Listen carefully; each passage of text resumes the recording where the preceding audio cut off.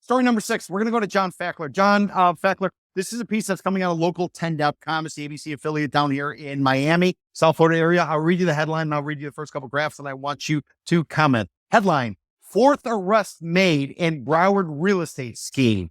And subhead BSO, which is Broward Sheriff's Office, says, Anessa Florea, 37, claimed to have legally purchased Dania Beach home for about 40 grand. And here we go. First couple graphs from Mr. Fakler. Then I want you to comment. A 37-year-old woman from Dania Beach, which is a municipality in Broward County. Broward County is located in the middle of Tri-County area. So you got Miami-Dade to the south, you got Broward in the center, and you have Palm Beach County to the north for anybody who doesn't really know the South Florida area well. So let me repeat it. A 37-year-old woman from Dania Beach, which is in Broward County, is the 4th person to be arrested in connection with a real estate scheme in Broward County, authorities confirm.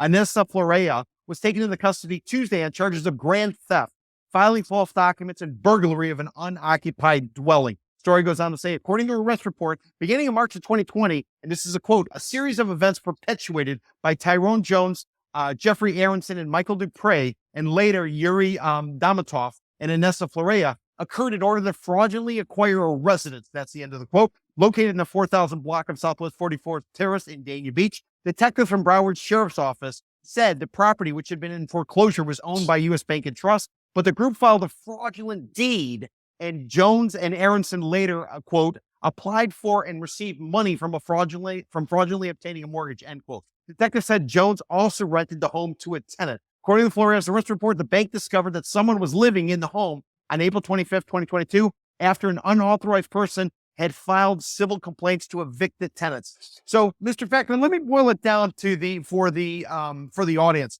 Basically, somebody filed paperwork saying they own the property. They then went ahead, they obtained financing for it, and they turned around and leased out the property.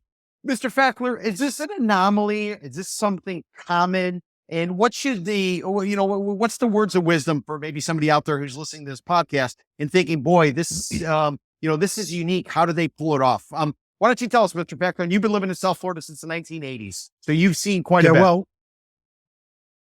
listen, real estate fraud has been here for as long as I've been here.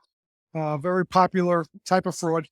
One of the takeaways I have here is that I really think regulators need to get off the schneid and maybe do a multi-agency investigation because these fraudsters are really out of control. I mean, if you look deep down in the story, they interviewed the Broward property appraiser after the first arrest. There were 4 arrests, I believe, in this case.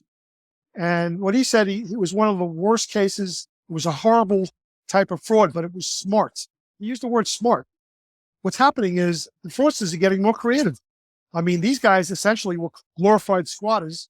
And even when the cops came, they refused to leave, turned around and had the stones to sue the bank after filing a fraudulent deed. Who does this stuff? Only in South Florida. This is very creative, scary, of course. And this guy was a convicted felon. So, maybe there could be some sort of red flag mechanisms that are put in place by the banks.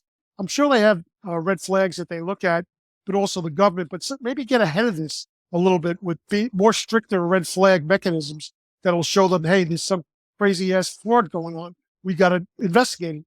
So that might be a suggestion. Now, I want to ask you a question to Mr. Ostrowski and Mr. Gruss. Mr. Ostrowski, you are still currently writing about banking issues, finance issues. Jean, you used to write about finance and banking. My question to both of you gentlemen is, during the Great Recession, we had something called a rocket docket. We had these situations where all kind of paperwork's being filed. Banks took their eye off the ball. Later on, they came to figure out what was actually going on.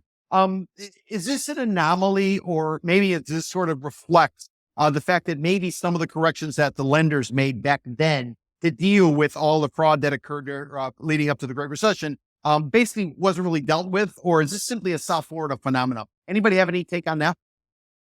Well, we did see this kind of fraud back during the housing crash. So that whole idea of that, anybody could just sort of doctor up a deed and file it with the county clerk. I remember talking to the Palm Beach County clerk at the time, and she just sort of shrugged and said, yeah, we've got thousands of documents a day coming in. And if somebody really wants to file a phony deed, they can do it. The difference now is that there are just so few vacant homes. You need a vacant home to really pull this off.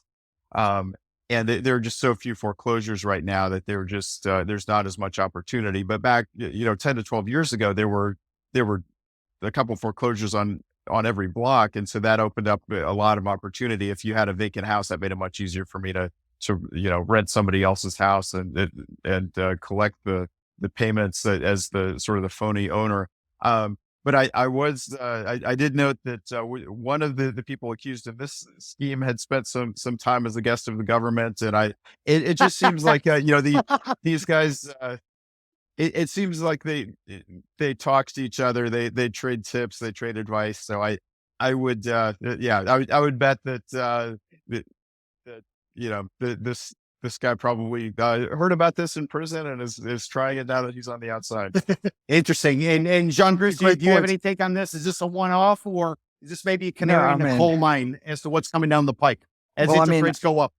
Yeah, I mean, real estate fraud is as much a part of Florida as Jimmy Buffett. Probably more. It's just part of the landscape. And basically, you're playing whack-a-mole with these guys.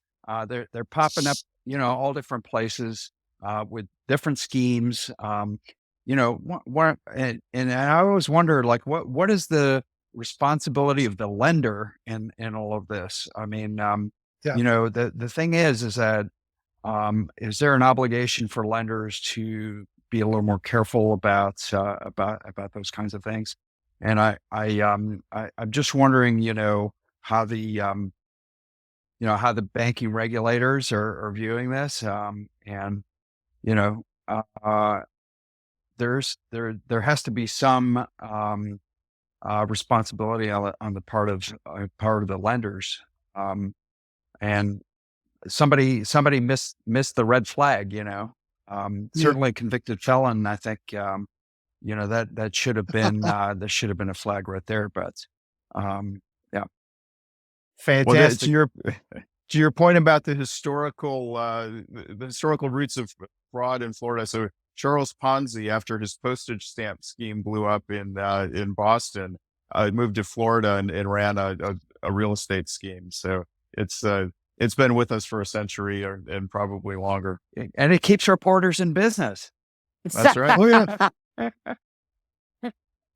Like welfare for reporters. It's welfare reporters.